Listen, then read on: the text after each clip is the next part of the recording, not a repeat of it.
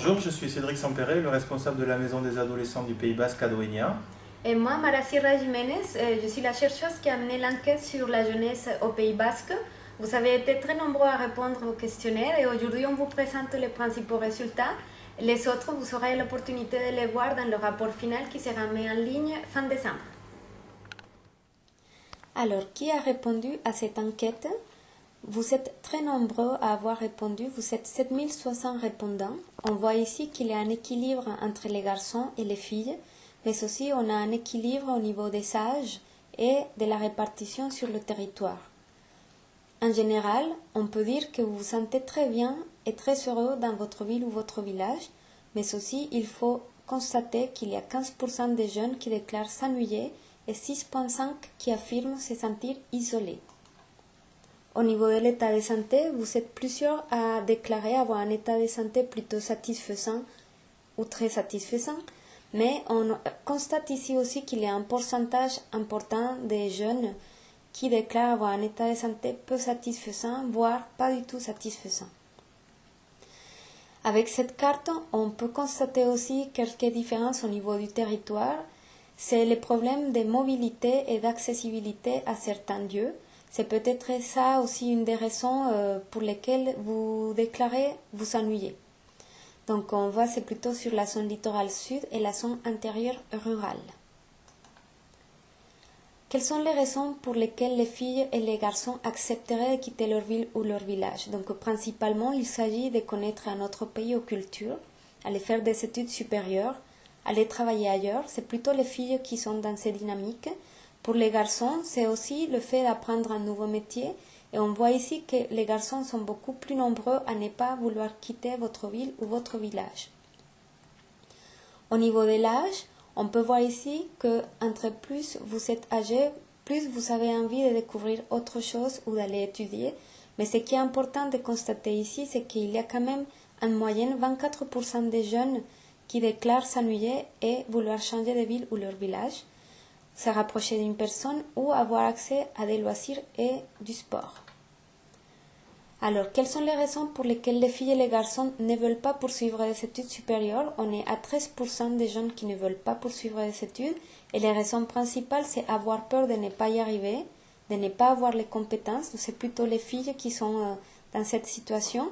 Et on voit pour les garçons, c'est plutôt le fait de vouloir continuer un métier de famille ou penser à ne pas avoir besoin d'un diplôme pour travailler.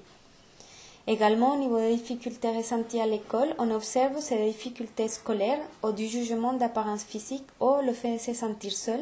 C'est plutôt les filles qui pensent à ça. Les garçons, vous êtes plus nombreux à dire déranger les autres ou se sentir agressés verbalement. Au niveau des âges, on constate aussi que c'est pas qu'à l'école qu'il y a des difficultés scolaires, c'est aussi au lycée ou dans d'autres établissements. Le fait de se sentir jugé par votre apparence physique et le fait de se sentir seul qui sont les plus importants au niveau des difficultés.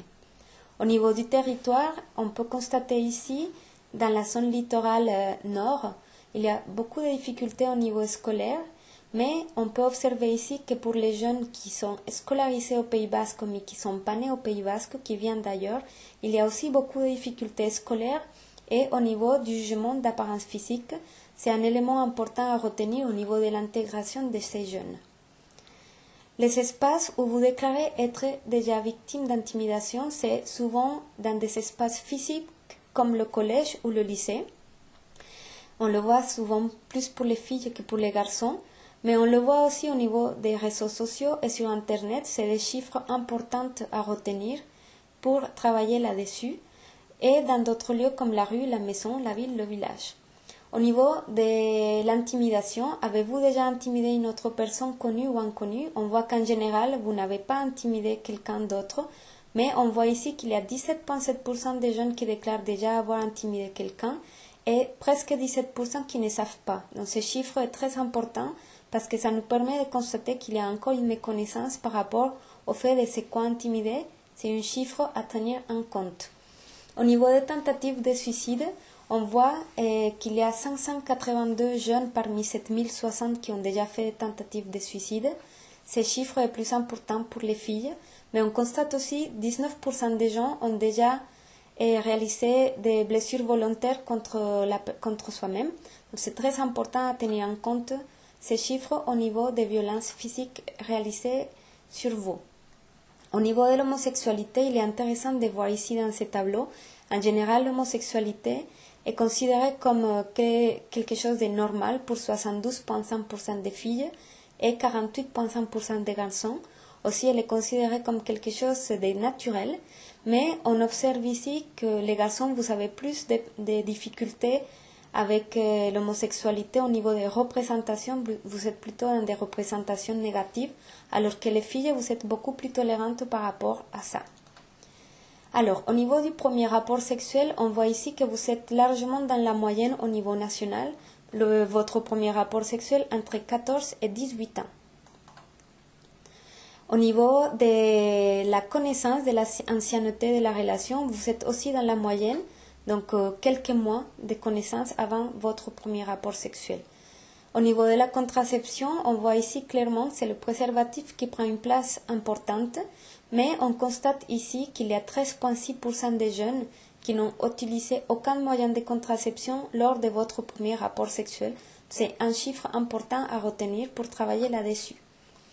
Alors, est-ce que vous avez eu le sentiment de décider de ce premier rapport sexuel? Bon, on observe ici clairement, vous êtes beaucoup plus nombreux à avoir le sentiment de décider de ce premier rapport sexuel, mais on constate ici qu'il y a quand même un pourcentage intéressant parmi vous qui n'ont pas le sentiment d'avoir décidé de ce premier rapport sexuel, notamment les garçons.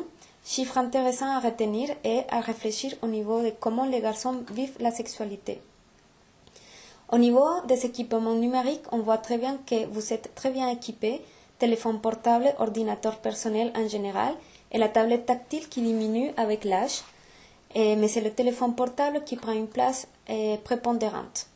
Au niveau des applications, vous êtes plusieurs à utiliser Snapchat, Instagram et Messenger principalement, puis Facebook, WhatsApp, Skype, Twitter. Alors, quand vous avez peur et vous voulez parler de vos problèmes avec vos amis ou vos parents, on voit ici que c'est le face-à-face qui est très important pour vous avant d'utiliser le téléphone, le SMS ou la messagerie qui sont quand même importants, mais c'est le face-à-face qui est primordial. Les membres de la famille avec qui vous pouvez parler de vos peurs, c'est généralement votre mère, votre père, d'autres membres de la famille, mais on se rend compte qu'entre plus vous êtes âgé, vous avez tendance à ne plus parler à votre famille, voire parler à personne ou à d'autres personnes. Alors, est-ce que vous avez déjà confié vos problèmes à des personnes jamais rencontrées en face à face? On voit ici que vous êtes plusieurs à ne pas parler avec des personnes que vous n'avez jamais rencontrées en face à face, mais il y a un pourcentage important aussi au niveau des déclarations, occasionnellement, plusieurs fois par jour ou chaque jour. Mais alors, quelles sont les raisons? C'est souvent parce que vous cherchez à trouver du soutien, à vous soulager. C'est souvent les filles qui sont dans cette dynamique. Aussi, pour trouver un ami, passer le temps, c'est souvent les garçons, par curiosité ou pour répondre à un défi ou inviter vos parents.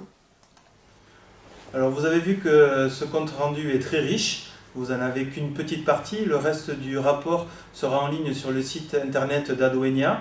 Je tenais à vous remercier au nom de la Maison des Adolescents pour votre participation, vous en tant qu'ado, mais aussi vos parents, vos enseignants, les principaux et proviseurs des établissements publics et privés qui nous ont aussi donné l'accès pour réaliser ce questionnaire. En tout cas, ce rapport nous servira pour nos actions de prévention à destination des adolescents.